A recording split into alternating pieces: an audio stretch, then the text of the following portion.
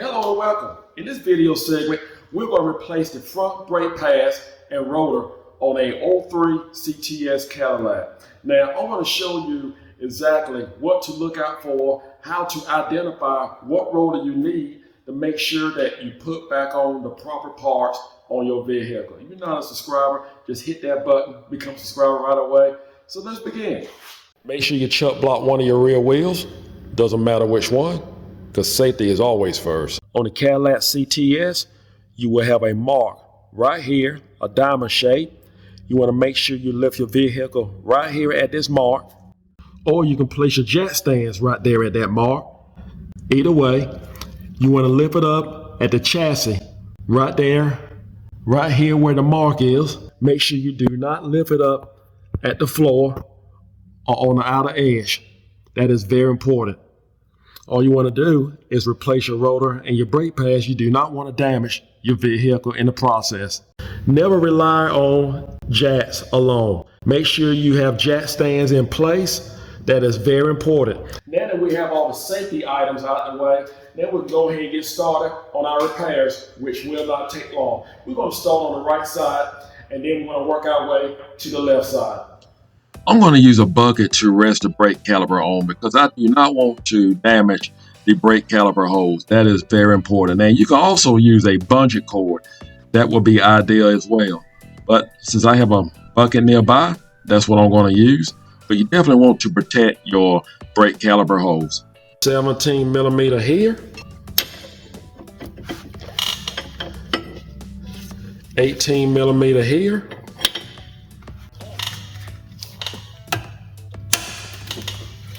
Break the bolt loose.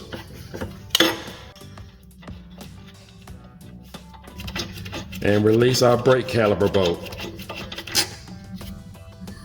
We will do the same here on the bottom.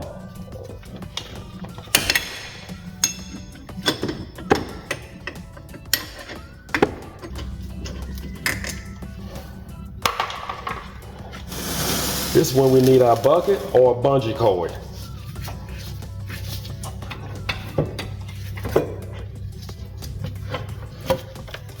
Rest your caliper, remove your brake pads. These pads are not bad, but the problem that I was having was when you press the brake, especially at a sudden stop, the steering wheel would just shake very badly. So that leaves, anytime you have that, most likely if there's nothing wrong with the front end, it's going to be your brake rotors. So there's only two ways to handle that. Either turn your brake rotors, which is hard to do nowadays, or just go ahead and replace your brake rotors. Next step, we need to remove this bracket that support our brake caliper. With these two bolts, you're going to need an 18 millimeter socket with a breaker bar or a long ratchet.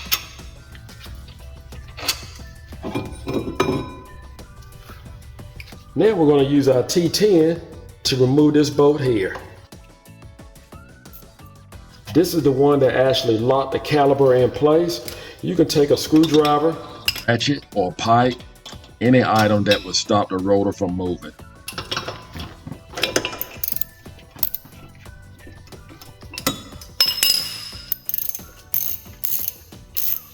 Make sure you keep up with this little screw. You do not want to lose it. Then we can just pull off our front rotor. Nowadays, it is difficult to find someone to turn brake rotors, especially in my area. It don't look bad. It's bad enough to shake your front end or shake your steering wheel if you come to a sudden stop. That can be very annoying. And if you do find someone to turn the rotor, it almost costs just as much to pay them to turn the rotor as it would to buy a brand new rotor. Chances are, when you call to your local parts store and tell them what you need, they're going to ask you, do you need the rotors for the luxury version or the sports version? And you're going to say, what? But the way you can check that, you can actually go to your trunk and it will provide that information for you. Now, for me, it was pretty easy. I have the early model 03, and I only have one single tailpipe. So that in itself told me that I have the luxury version. But if you have dual exhaust, you really need to check your trunk. It will provide that information for you. It's right at your spare tire cover. And I want to show you that right now. Pop your trunk. Now is also a good time to examine your spare tire. And just take time to, next time you change your oil, just look at your spare tire. Just make sure you can actually pull off your cover. I have seen and heard of these locks actually being locked down, and you need a pair of pliers to work it loose. You may not always have one.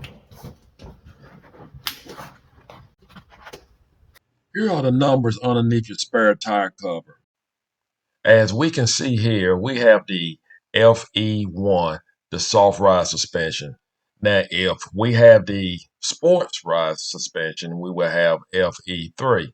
And you will find your code right here at the same location. So that's how you can identify which rotor your vehicle needs. Needless to say, either rotor will fit, but you do want to make sure you get the right one. Here's our new rotor, part number and price range. You like to match them up, apples to apples. Just make sure they match up perfectly. Now we can install our new rotor. Take time to use some type of degreaser or brake cleaner to wipe off the oil that they use to protect the rotor from rusting. You want to make sure you line up your screw. Again, we need our T10. We'll make sure we have it seated just right. Just hold the roller in place. Tighten her down. Before you mount back your brake caliper bracket, take time to inspect your slide pins. While you're doing that, you just might as well just go ahead and grease them. Make sure they grease well lubricated. You do not want them to freeze up. If you do, they will definitely cause brake failure, or at least shorten the life of your brake pads and your rotors. Brake pads did not come with new hardware, so I'm going to use the old hardware back. It seems to be okay, but if it's not, make sure you replace your hardware here that your brake pads actually sit on. We're going to torque the front brake caliper bracket bolts to 80 to 83 foot-pounds. Turn your rotor and make sure you do not hear any singing, any rubbing, any metal sound whatsoever. If you do, now's the time to make your adjustments, because you don't want to hear that going down the highway. So this is what you want, complete quietness. Now sometimes these spacers here, they can sometimes be a little bit too far in, not out far enough, so you may have to take a screwdriver and just make an adjustments, but you do not want to hear any noise, and now's the time to do it before you put on your brake pads. Here's the brake pads that I am using. If you're interested in them.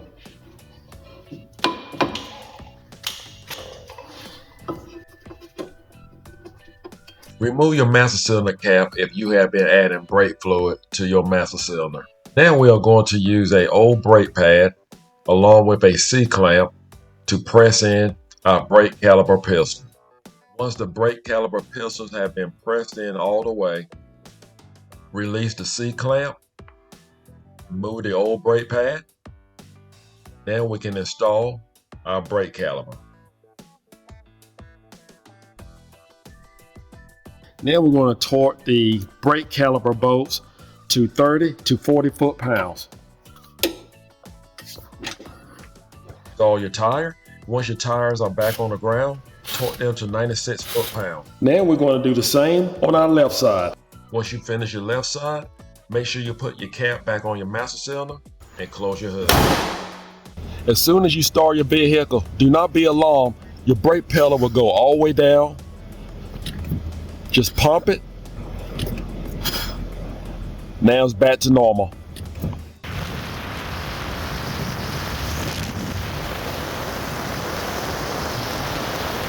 The brakes feel great. No more shaking steering wheel. I think video step by step, and you cannot go wrong. I hope this video is helpful. Do not forget to subscribe. Take care, and God bless.